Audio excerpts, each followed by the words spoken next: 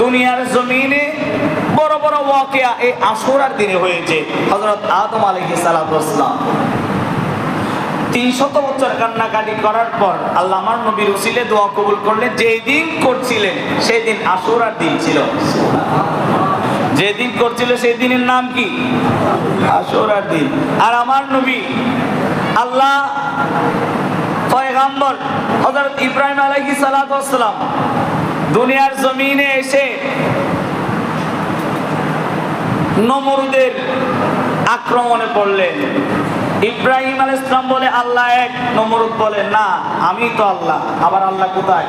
আমি কি আল্লাহ? নাউজুবিল্লাহ বলেন না।